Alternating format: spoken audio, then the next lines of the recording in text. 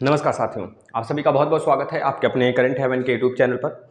आपको पता है कि आपके डीएलएड सेकंड सेमेस्टर के मैथ के क्लास 3:30 बजे से डेली आते हैं और आज भी मैं आपके सामने मैथ के क्लास ही लेके उपस्थित हुआ हूं। इसमें आज या फिर कल, आज हो सकता है तो आज ही मैं एंड कर दूं। केवल 3 चैप्टर और बचे हुए हैं आप सभी के, तो डेली 3:30 बजे कम से कम आप उपलब्ध हो जाया करिए। आते ही आप शेयर कर दिया करिए, लाइक शेयर सब्सक्राइब, यह आपका काम है। मेरा काम है सिर्फ आपको कंटेंट दे देना और आपको इतना ज़्यादा संतुष्ट कर देना कि आपके एग्जाम में यहीं से छपेंगे तो छपेंगे, अन्यथा कहीं से, किसी बुक से, किसी गाइड से, कहीं से पढ़ने की आवश्यकता नहीं है आपको। बस यहीं से पढ़िए, बेस्ट तरीके से अपना बेस्ट दीजिए। मैं अपना बेस्ट देता हूँ, आप भी अपना 100% दीजिए। 100% दोनों लोग मिलकर सिलेक्शन तक जाएंगे। मैं आपको ये भी थोड़ा सा आगाह करा देता हूँ आपको कि मैं इसी समय 3:30 बजे आपके सारे सब्जेक्ट लेकर आऊँगा। जैसे अभी मैथ 1 से 2 दिन में समाप्त हो जाएगा, फिर मैं साइंस समाप्त करूँगा, फिर मैं सामाजिक अध्ययन समाप्त करूँगा, फिर इंग्लिश समाप्त करूँगा। और जैसे ही मैथ समाप्त होगा, मैं राजन सीरीज का या पवन सीरीज का पूरा एक ही दिन में महामैराथन लेकर आऊँगा। सेकेंड सेमेस्टर का पूरा फिनिश, समझ रहे हैं? इस तरह से मैं करूँगा। इसी तरह जब साइंस समाप्त होगा तो साइंस का महामैराथन लेकर आऊँगा एक। तो ऐसे चलेंगे तो एग्जाम तक मैं बहुत अच्छे से आपको कवर करा दूंगा हर एक सब्जेक्ट। लेकिन आप कंटिन्यूटी बनाइए, 3:30 बजे आइए। सबसे पहला काम, आते ही आप शेयर करेंगे, यह हमसे वादा करो। शेयर करेंगे तुरंत, सब्सक्राइब और लाइक कर देंगे, तुरंत का तुरंत करिए। अब आप अंत तक बैठ जाओ, वीडियो के अंत तक जुड़े रहो। बस मेरा काम है अब आपके दिमाग में घुसेड़ देना, किसी तरह आपके दिमाग में सारी चीज़ छाप देंगे। और इसके बाद आपको यह प्लेटफॉर्म जो है यूपी टेट का पूरा बना के हम रख दिए हैं। आएंगे रोज सुबह एक क्लास चलता है 7 बजे, डेली फॉलो कर लो। ना मजा आ जाए तो कहना, किसी एग्जाम में आप बैठो, सामाजिक अध्ययन कहीं भी आ जाए, सामाजिक अध्ययन वो वैसे सुपर टेट को टारगेट करके बनाया जा रहा है। सुपर टेट के पूरे सिलेबस वहाँ पे दिए जा रहे हैं। मात्र 15 मिनट 20 मिनट का सेशन होता है, एक टॉपिक फिनिश। 3 क्लास अभी आ चुका है, नहीं देखे हैं तो देख लीजिए डेली देखिए उसको। तो चलिए हम स्टार्ट कर लेते हैं। ये कौन सा क्लास है मैं लिख देता हूं पहले। डीएलएड सेकेंड सेमेस्टर का है, डीएलएड सेकेंड सेम का ये क्लास है आपका। डीएलएड सेकेंड सेमेस्टर का क्लास है और ये मैथ का क्लास है। मैथ का कौन सा नंबर का क्लास है? मैथ का क्लास है 5वें नंबर का। सोच लीजिए 5 वीडियो आया, 5 वीडियो में आपका का पूरा सेशन समाप्त हो चुका है मैथ का। वैसे मैं चाहता तो इसको बहुत लंबा खींच लेता, बहुत छोटे छोटे से पढ़ाकर, लेकिन 1 घंटे के आसपास लगभग सारे क्लास हैं, लगभग 40 मिनट 30-35 मिनट के सारे क्लास हैं। आप देख रहे हो 5 क्लास में पूरा फिनिश है, बेसिक क्लास। और मैं मैराथन भी बनाया हूँ, एक वीडियो में भी खत्म किया हूँ, ऐसी बात नहीं है। 1 घंटे 1.5 घंटे में भी मैं खत्म कर सकता हूँ इसको। आज हम लोग पढ़ने वाले हैं 3 इकाई, 11, 12, 13 सेशन समाप्त। इकाई नंबर 11 और इकाई नंबर 12, इकाई नंबर 13। इकाई नंबर 11 में हमको पढ़ना अवर्गीकृत आंकड़े, जैसे बारंबारता कैसे निकालते हैं, संचयी बारंबारता कैसे निकालते हैं, इन सब के विषय में बताऊंगा आपको बहुत अच्छे से। दूसरा जो 12 इकाई है उसे सर्वांग समता और समरूपता पढ़ने हैं। जो 11 इकाई है इसको तो हम लोग चित्र के माध्यम से देखेंगे, मतलब कि क्वेश्चन के माध्यम से सॉल्व कर लेंगे। और जो इकाई नंबर 12 है वो सर्वांग समता और समरूपता क्या होता है मतलब कि कंग्रुएंसी और सिमिलरिटी। सर्वांग समता और समरूपता, पहले इन दोनों को समझ तो लो क्या होते हैं, फिर उसके बाद हम लोग देखेंगे इसके प्रोसेस के विषय में देखेंगे। सर्वांग समता का मतलब कांग्रुएंसी होता है। कांग्रुएंसी इसका मतलब हो गया आकृति, मतलब शेप एंड साइज दोनों बराबर होता है। शेप एंड साइज दोनों बराबर, शेप एंड साइज दोनों बराबर होगा। जब किसी भी आकृति का, जैसे मैं मान लूँ ये मेरे पास मार्कर है, दोनों मार्कर ब्लैक है मेरे पास, यह भी ब्लैक है, यह भी ब्लैक है, दोनों ब्लैक है मार्कर। इनके साइज भी बराबर है, इनके क्वालिटी भी बराबर है, दोनों मार्कर ब्लैक चलते हैं, सब कुछ बराबर है, तो इसको कहेंगे एक कांग्रुएंसी है। क्या है? कांग्रुएंस। लेकिन मैं इस वाले मार्कर को उठा लूँ जो ग्रीन वाला है और ब्लैक वाला, तो यह सिमिलर है। सिमिलर का मतलब कि इनके आकार भले बराबर हों लेकिन आकृति नहीं बराबर है। आकार भले बराबर हो लेकिन आकृति इनकी नहीं, सॉरी, आकृति भले बराबर हो लेकिन आकार इनका नहीं बराबर है। मतलब कि एक छोटा होगा एक बड़ा होगा। जैसे कि कहते हो ना छोटा हाथी का मतलब बड़ा हाथी देखे हो तभी तो छोटा हाथी बोल रहे हो उसको। क्यों बोल रहे हो? क्योंकि बड़ा हाथी है, बिल्कुल हूबहू वैसे ही है लेकिन छोटा सा प्राणी है। यह चीज, जैसे कि आप घर में 2 भाई हों, दोनों के लिए एक स्लीपर आ गया, देखने में हूबहू एक जैसे हैं लेकिन साइज दोनों का अलग अलग है। तो वही चीज, शेप भले बराबर हो जाए लेकिन साइज दोनों का अलग अलग हो, यह सिमिलरिटी का कंडीशन है। सिमिलरिटी का मतलब कि समरूपता का।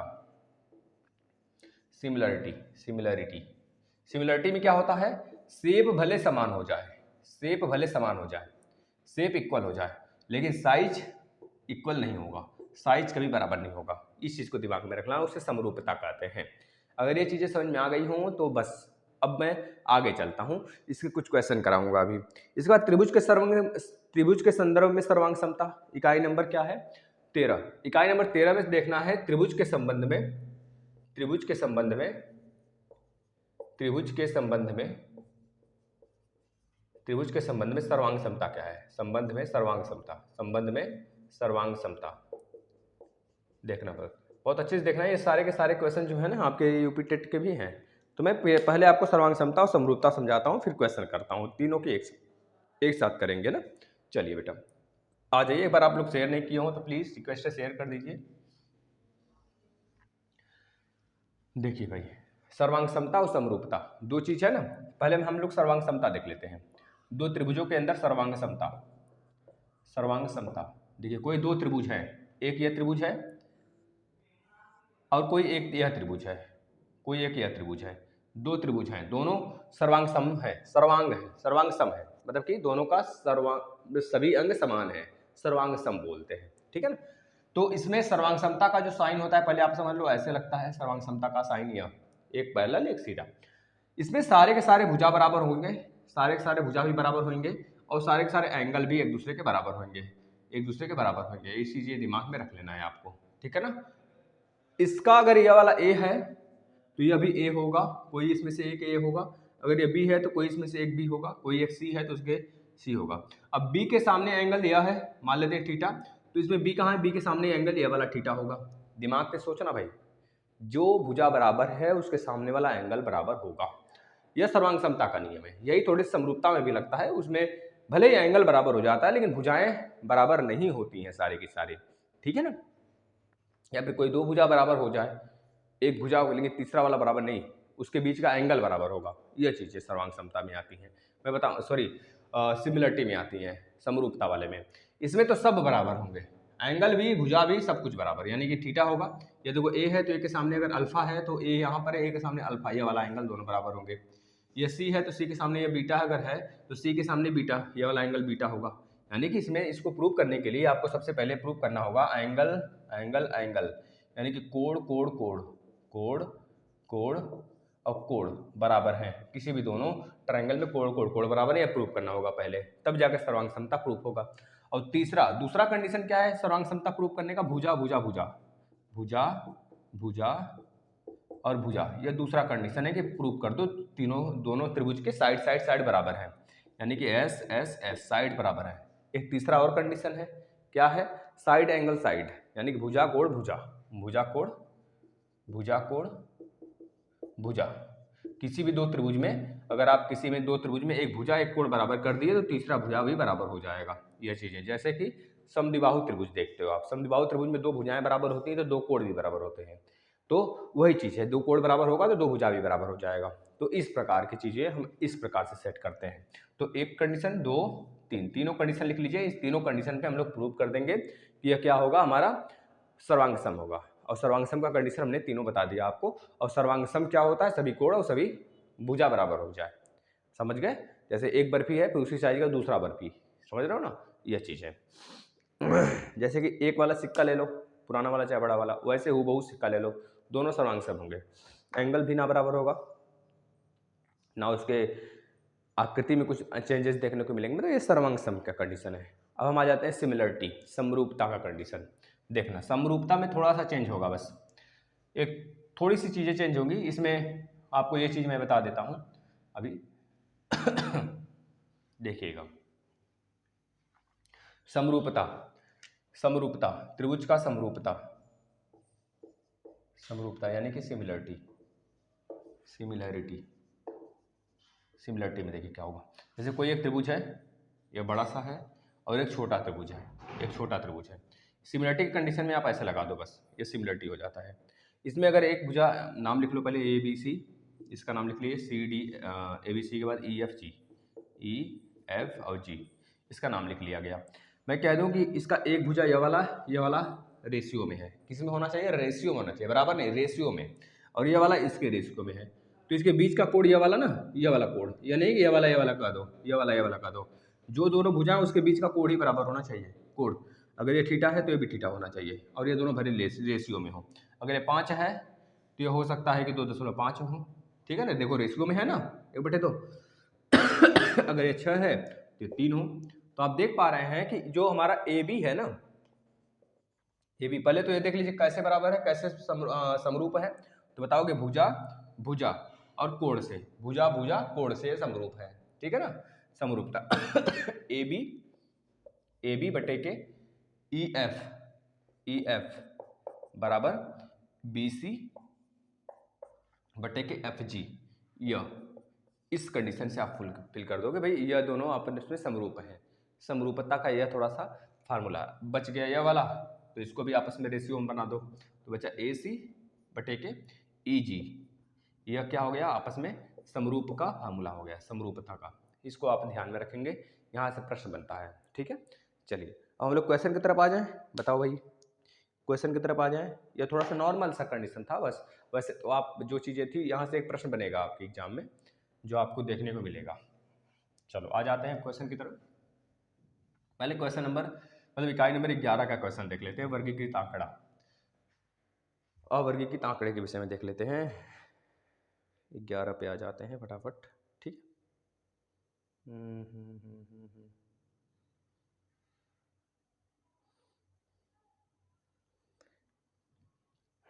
आ गया 11 पे। देखिए जैसे आपको दे देगा, आपको पता होगा कि कोई भी आंकड़ा दे दिया, बोल दिया कि इसको टैली में लिखिए, टैली में लिखना जानते हो ना भाई। जैसे कि देखिए ऐसे कोई दे दिया आपको क्रम संख्या, मान लीजिए 1 2 3 4 दे दिया आपको, और बोल दिया ये आम है, पहला वाले पे आम है, दूसरा वाले पे केला है, तीसरा वाले पे मान लीजिए कि सेब है, और इसके बाद अनार है, ठीक है ना। आम की संख्या दे दिया आपको मान लीजिए 16, और केला की संख्या दे दिया आपको 6, और सेब की संख्या 9 दे दिया, अनार की संख्या दे दिया 8। आपको यह संख्या है, यह क्या है आपका संख्या है। और यहाँ पर बोला कि इसकी खींचिए, लकीर खींचिए, मतलब कि टैली में इसको बनाइए, टैली। तो आप कहोगे 16 है तो 16 बार लाइन खींचोगे, 1 2 3 4 5, 4 खींचने के बाद एक ऐसे कट करोगे, 4 1 5 हो गया।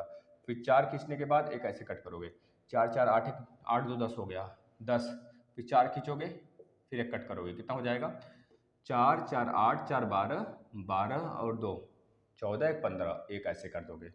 इस प्रकार से बना देना है, आप चाहे जैसे बना सकते हो। आप चाहो तो कट ना करो, पूरा 4 4 का रेंज बना लो, 4 चौके 16। ये 6 है तो 1 2 3 1 2 ऐसा बना सकते हो, 9 है तो 1 2 3 4 5, फिर 1 2 3 बना सकते हो, 8 है तो 4 4 का जोड़ा बना सकते हो।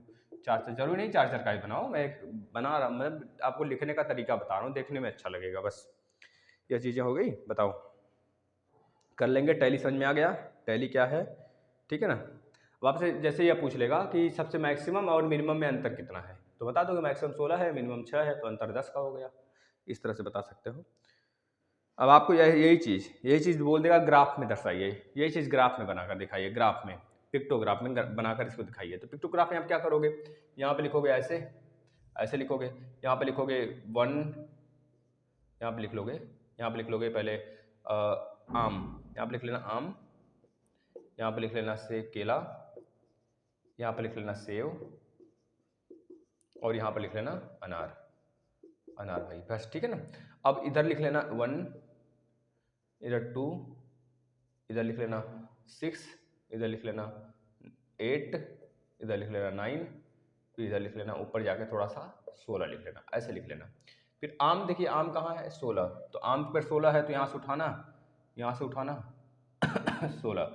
16 यहाँ तक 16 बना देना, आम तक 16, मतलब यह वाला पूरा का पूरा बेल्ट क्या है 16 का है, ठीक है। इसके बाद केला कितना है 6, तो 6 तक आना, 6 यहाँ पर है तो 6 यहाँ से बनाना केला के लिए। ये केला वाला हो गया पोर्शन, केला वाला इतना हो गया 6, ये 6 हो गया, ठीक है ना। और आम वाला आप ऐसे बना देना, ऐसे बना देना आम वाला। ये तो सबको एक ही बनाना, कोई दिक्कत नहीं है वैसे, सबको अलग अलग दिखा भी सकते हो। इसके बाद सेव यहाँ पर है, सेव कितना 9, तो 9 तक चले जाना, यहाँ तक आना, यहाँ तक इसको ऐसे खींचना, फिर यहाँ पर ऐसे दिखा लेना, सीधा ले लेना लाइन, यहाँ पर 9 तक आ जाइएगा, 9, तो ये 9 तक हो गया आपका, या आप किसी भी तरह बना सकते हो, कोई दिक्कत है नहीं। ये आपका 9 हो गया, यानी कि सेव का 9 हो गया। अनार का कितना 8 तक है, तो अनार का 8 तक बना लेना, यहाँ पर है तो यहाँ तक होगा, अनार ये आपका 8 तक हो गया, ठीक है ना। इसमें आप ऐसे कर लेना, कोई दिक्कत नहीं है, चाहे जैसे बना लेना लाइन आप, ठीक है ना। इस प्रकार से देख लीजिए, यह पिक्टोग्राफ सॉरी, ये चीज़ समझ में आ गया होगा आपको। आपको ऐसा दे देगा, बोलेगा इसमें कन्वर्ट करिए, ऐसा दे देगा, बोलेगा इसमें कन्वर्ट करिए, तो हो जाएगा। बताओ ऐसे ही प्रश्न आएंगे, तो इसमें क्या अब बताने वाला चीज़ है, बता दो बेटा ये चीज़ें। अब बारंबारता का कुछ चीज़ दे दिया, जैसे मैं बता दूं आपको, एक प्रश्न ऐसे दे दिया बारंबारता से ग्राफ में बदलने का, तो उसको भी देख लीजिए। एक तो इस तरह का प्रश्न आएगा जैसे मैंने बता दिया, या फिर अगर ऐसे नहीं आता है इकाई नंबर 11 में, तो आपका कैसा प्रश्न पूछेगा, मैं दिखा देता हूँ प्रश्न आपको।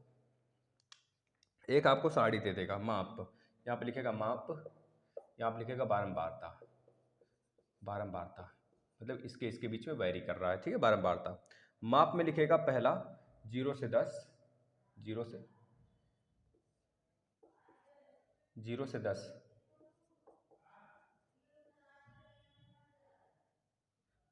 दूसरा है 10 से 20, तीसरा क्या है आपका 20 से 30,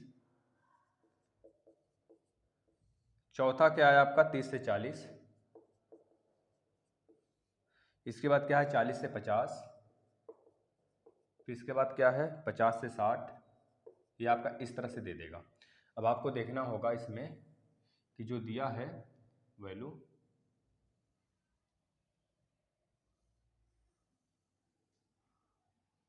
ठीक इस तरह से दे दिया है, एक क्वेश्चन है, एक क्वेश्चन में देगा आपको, घबराना नहीं है। इसके बाद यहाँ पे 2 दे देगा बारंबारता, 8 दे देगा, फिर 15 दे देगा, फिर आपको यहाँ पे 20 दे देगा, फिर यहाँ पे 16 और यहाँ पे 6 दे दिया है, इस प्रकार से दे देगा। तो आपको यह देखना है कि इसमें बोल देगा कि आप ग्राफ बनाओ, आप ग्राफ बनाओ, किसमें कन्वर्ट करना है आपको, ग्राफ में पहले कन्वर्ट कर देना है। तो ग्राफ में कन्वर्ट कर दीजिए पहले, इसको ग्राफ में कन्वर्ट कर दीजिए, फटाफट ग्राफ में कन्वर्ट कर दीजिए। हाँ ठीक है, ग्राफ में सबसे कम बारंबारता एक तो ऐसे दे देगा। अब आपसे पूछेगा सबसे कम बारंबारता किस वर्ग अंतराल का है, सबसे कम बारंबारता किस वर्ग अंतराल का है, आप खुद बताओ किस वर्ग अंतराल का है सबसे कम बारंबारता। देखो भैया यहाँ 2 है तो 2, यानी कि 0 से 10 वाले का, 0 से 10 वाले का सबसे कम बारंबारता है, समझ रहे हो ना। सबसे कम बारंबारता किस वर्ग अंतराल का है, 0 से 10 वाले का। बाकी 8 है, 15 है, 20 है, 16 है, 6 है। अगर मान लीजिए 2 बराबर ऐसे वैल्यू दे दिए, 2 यहाँ पे और 2 कहीं और पे भी दे दिया, तो दोनों वैल्यू लिख देना, 40 से 50 वाला भी और 0 से 10 वाला भी बारंबारता बराबर है। जब देगा तब समान, अभी समान नहीं है तो जो कम वाला पूछा है तो कम वाला आप लिख दोगे। अगला प्रश्न बोला है कि एक और, इसी में एक और ग्राफ दिया हुआ है आपको प्रश्न में ही, इस प्रकार का एक ग्राफ दे दिया है, ऐसे यहाँ पे दिया है 125 से 130, यहाँ पे 125 है, यहाँ पे 130 है, फिर यहाँ से उठाया है, इसको आगे तक ले गया है 130, 130 से 135 तक गया है, फिर 135 से लेकर गया है 140 तक, 135 से 140 तक गया है, घटता हुआ है, मतलब कि देख रहे हो आप, फिर 40 से 145 तक गया है, 145 तक गया है, 145 से फिर आगे गया है 150 तक, 150 तक गया है, 150 तक गया है, 150 से 155 तक गया है, 150 से 155 तक गया है, 155 तक गया है, फिर आगे बोला है 150, बस 155 तक इतना तक गया है। फिर यहाँ पर लिखा है 4, 6, 8, 10, 12 ऐसे क्रम से गया है, ठीक है। इधर लिखा है शिक्षार्थी, यह शिक्षार्थियों की संख्या,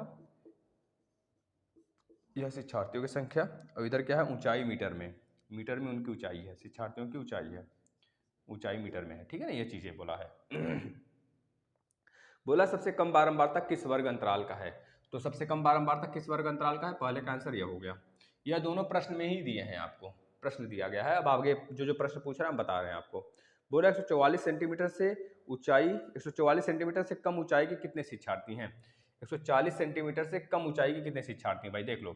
अगर ये मैं मान लूँ यह 9 के बराबर है, क्योंकि बीच में आ रहा है तो 9 के बराबर होगा। 140 से कम, 140 से कम कितने शिक्षार्थी हैं भाई, आप खुद बता लो कितने, 9 से कम ही तो होंगे, 9 शिक्षार्थी होंगे। तो बता दें 140 से कम, 140 से कम वाले ना, 140 सेंटीमीटर से कम ऊंचाई के कितने शिक्षार्थी हैं? 140 से कम ऊंचाई के कितने शिक्षार्थी हैं? भाई सबको काउंट करना पड़ेगा। देखना यहाँ पे देखो 5 शिक्षार्थी हैं यहाँ पर 140 से। इससे कम कौन कौन है? इससे कम ये तो इससे ज़्यादा हो गया, और इससे कम एक यहाँ पर है, 5 यहाँ पर हो गए, और 5 यहाँ पर हो गए शिक्षार्थी। देखना 145 से 150 के बीच में कितने शिक्षार्थी हो जाएंगे आप देख लो। तो 140 से कम समझ लेना 9 शिक्षार्थी हैं। 9 शिक्षार्थी हैं, ठीक है ना। इस तरह से आप जोड़ लेना।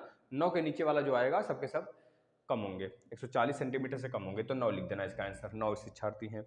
आगे देखना 145 से 150 व 150 से 155 वर्ग अंतराल में शिक्षार्थियों की संख्या कितनी है?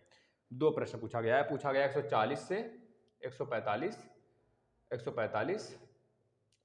और 145 से 150 तक कितने शिक्षार्थी हैं, दोनों अलग अलग बताना है। देखना भाई 140 से 145 के बीच में कितने हैं? 9 है, 9 मान लीजिए, इसमें 9 शिक्षार्थी हैं। और 145 से 150 तक कितने हैं? 8 मान लो, 8 शिक्षार्थी हैं। सीधा उसमें बना कर देगा आपको, 8 तक ये सीधा है, 8 पे ही आएगा सीधा, ठीक है ना, इस तरह से। तो 8 हो गया। तो 8 और 9 बता दोगे, 9 1 10 7 17, दोनों को जोड़ देना, 9 + 8 बराबर 17 शिक्षार्थी हैं। अभी प्रश्न आपको समझ में आ जाएगा, लगाने पे है आपके, जितना ज़्यादा प्रैक्टिस करोगे सब मजा आ जाएगा। वर्ग अंतराल 150 से 200 की उच्च सीमा क्या है? 150 से 200 का उच्च सीमा। देखो 150 से 200 पूछ रहा है ना, 150 से 200 का उच्च सीमा क्या है? तो भाई 150 से 200 का उच्च सीमा कितना है, ये पूछ रहा है ना। 150 से 200 की उच्च सीमा, जब भी उच्च सीमा की बात करेगा 150 से 200, तो समझ लेना कोई भी वर्ग अंतराल दे दे, जैसे बोल दिया 150 से 200 का उच्च सीमा बता दो, तो बस दोनों को जोड़ देना, 200 + 150 कितना हो जाएगा? 350 हो जाएगा, ये उच्च सीमा होगा। लेकिन अगर बोलेगा 150 से 200 का निम्न सीमा क्या है, 150 से 200 का निम्न सीमा पूछे, तो 200 में से 150 माइनस कर देना, 150 माइनस कर देना, आ जाएगा 50, ठीक है ना। अगर ज़्यादा पूछता है उच्च सीमा, दोनों को जोड़ देना वर्ग अंतराल, अगर कम पूछता है निम्न, तो दोनों को माइनस कर देना। यह हो गया पहले का आपका आंसर इतना ही था, इससे ज़्यादा आंसर नहीं है बेटा, मतलब इससे ज़्यादा क्वेश्चन नहीं है। आ जाते हैं नेक्स्ट क्वेश्चन पर, सर्वांग क्षमता और समरूपता के ऊपर। इसमें कितने कितने क्वेश्चन दिए हैं? देखिए 11वें नंबर में तो कोई क्वेश्चन है ही नहीं है, लेकिन अच्छा चलो है तो कर लेते हैं। इकाई नंबर 12 में, इकाई नंबर 12 आ जाते हैं।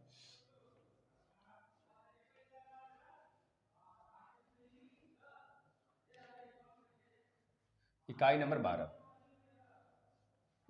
12 देखेंगे अब। इकाई नंबर 12, अब इकाई नंबर 12 में देखेंगे भाई क्या चीज़ें हैं आपके सामने। एक त्रिभुज दिया गया है, पहला प्रश्न देखिए, ऐसे दिया गया है। एक त्रिभुज ए बी सी की भुजाओं, एक त्रिभुज ए बी सी की भुजाओं, एक त्रिभुज ए बी सी की भुजाओं की माप ए बी बराबर 3 सेंटीमीटर, ए बी बराबर कितना है? 3 सेंटीमीटर है, और बी सी बराबर 5 सेंटीमीटर, बी सी बराबर कितना है? 5 सेंटीमीटर है, बी सी बराबर 5 सेंटीमीटर, और सी ए बराबर 4 सेंटीमीटर, सी ए बराबर कितना है? 4 सेंटीमीटर है। तो दूसरा त्रिभुज दूसरी त्रिभुज पी क्यू आर में, दूसरे त्रिभुज पी क्यू आर में भुजाओं की माप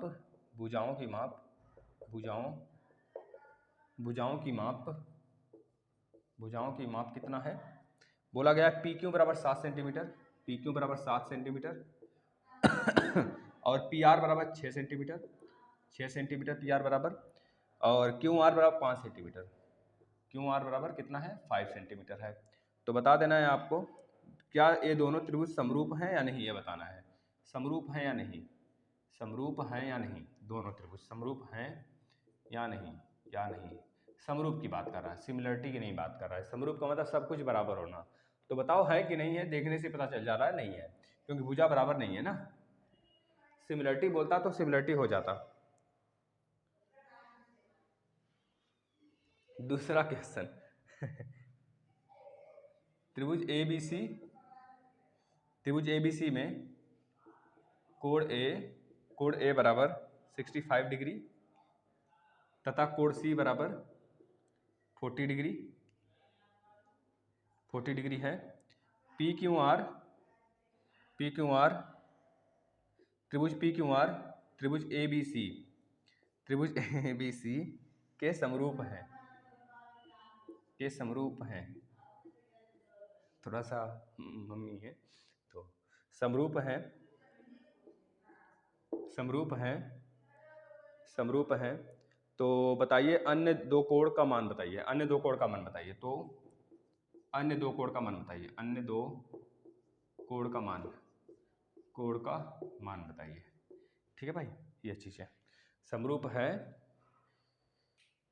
तो अन्य दो कोण का मान बताइए, है ना। ये चीज़ें दिया गया है, कोण क्यों दिया, यदि अच्छा इसमें कोण क्यों दे दिया, इसमें कोण क्यों दिया, इस वाले में ना कोण क्यों की वैल्यू दिया, ए बी सी में दिया है दोनों का कोण, और कोण क्यों इसमें, इस वाले में कोण क्यों की वैल्यू दे दिया है आपको, क्वेश्चन में हमने लिखना भूल गया 65 डिग्री। तो अन्य दो कोण का मान पूछ रहा है, पी क्यू आर का अन्य दो कोण का मान बताइए। चलिए पहले इन दोनों को कर लेते हैं। बेटा देखिए समरूप यह नहीं होगा, क्यों नहीं होगा, क्योंकि जो त्रिभुज ए बी सी है, ए बी सी मतलब कि सर्वांग सम नहीं होगा।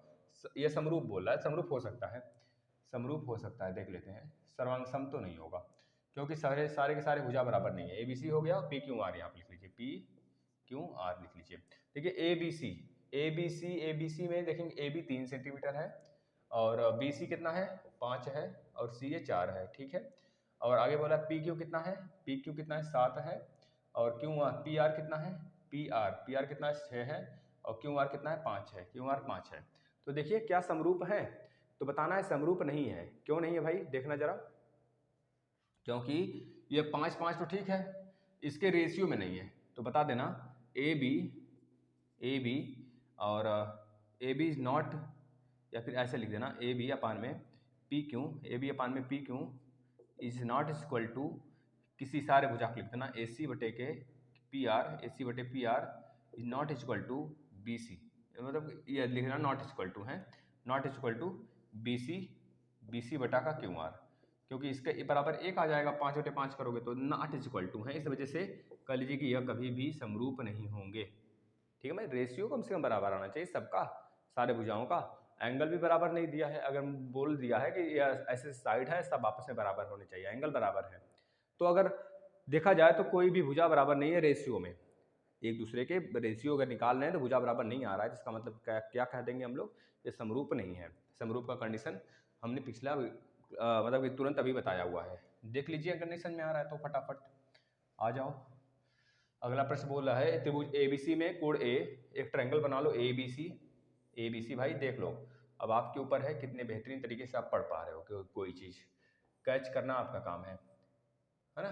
P Q R, P Q R यह चीज़ें दिया हुआ है, बोला है कोण ए जो है 65 डिग्री है, अगर कोण ए 65 डिग्री है या 65 डिग्री है, कोण सी जो है 40 डिग्री है, तो बताओ किसी भी त्रिभुज में कोण ए प्लस कोण सी प्लस कोण बी बराबर कितना होता है, 180 डिग्री ही तो होगा। तो 65 और 40 दे दिया है, 65 और 40, 65 और प्लस 40 दे दिया है, और प्लस कोण बी हमको नहीं पता है तो निकाल लोगे।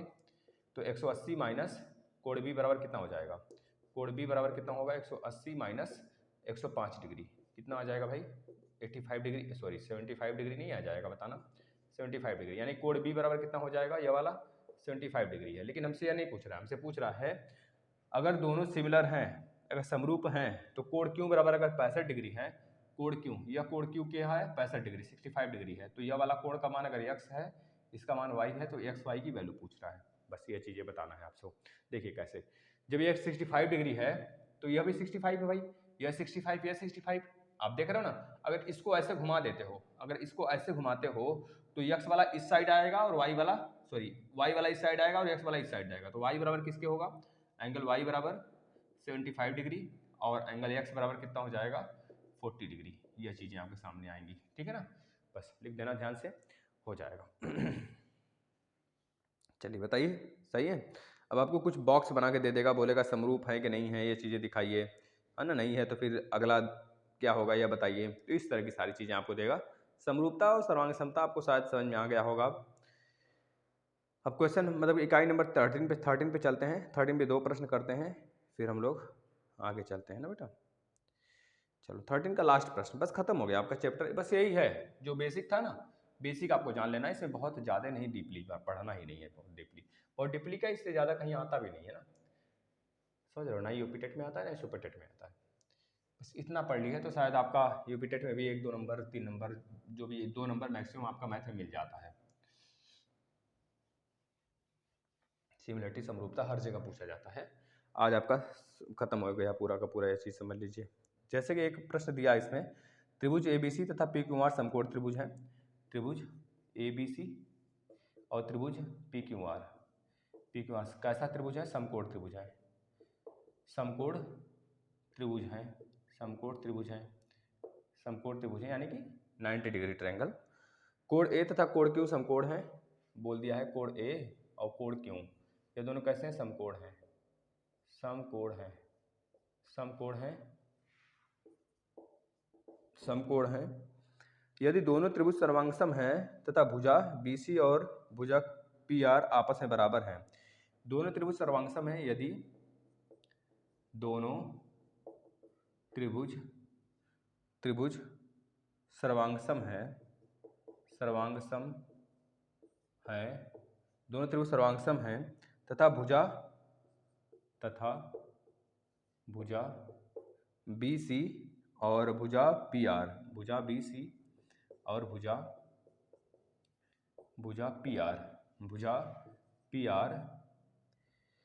PR आपस में बराबर हैं। भुजा PR आपस में बराबर हैं, आपस में बराबर हैं यदि भुजा AB बराबर 5 सेंटीमीटर, यदि भुजा AB बराबर 5 सेंटीमीटर, तो QR की माप ज्ञात करिए। तो QR की माप ज्ञात करिए, QR की माप ज्ञात करिए, QR की माप। बस ये लास्ट प्रश्न होगा, बताइए माप कितना होगा QR की। ये लास्ट प्रश्न है, ऐसे प्रश्न आपके एग्जाम में हो सकता आ जाए बेटा, है ना। चलिए, एक त्रिभुज ABC और त्रिभुज PQR समकोण त्रिभुज हैं। त्रिभुज ABC अच्छे से बना लो, त्रिभुज ABC और त्रिभुज एक है हमारा PQR, है ना। ABC और एक है PQ और R। देख रहे हैं समकोण त्रिभुज हैं। मैं मान लेता हूं, आप भी इसको मान सकते हो ऐसे। चलो आ जाओ, थोड़ा सा इसे बनाते हैं। समकोण त्रिभुज है इस प्रकार से, यह समकोण त्रिभुज है, ठीक है ना। यहां से मैं भी इसको सही कर देता हूं थोड़ा सा।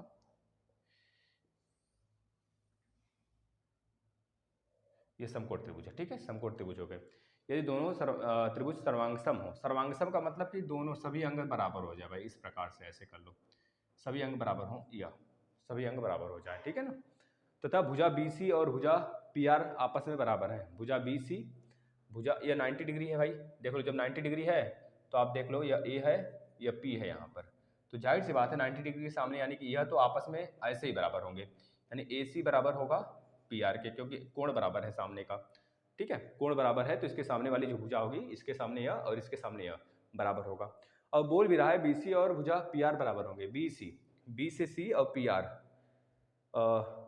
यहाँ पर बेटा, यहाँ पे थोड़ा सा, यहाँ पे P बनाना, यहाँ पे PQR, यहाँ पे Q बना देना, यहाँ पे R बनाना और यहाँ पे P बना देना, ठीक है। कुछ गलत बना है, यहाँ B हो गया, यहाँ पे C हो गया, यहाँ पे A हो गया। तो बोल रहा है कि BC और PR कैसे बराबर होगा भाई? BC बीच में है ना, और Q यहाँ पर है, PQR, ठीक ही तो है।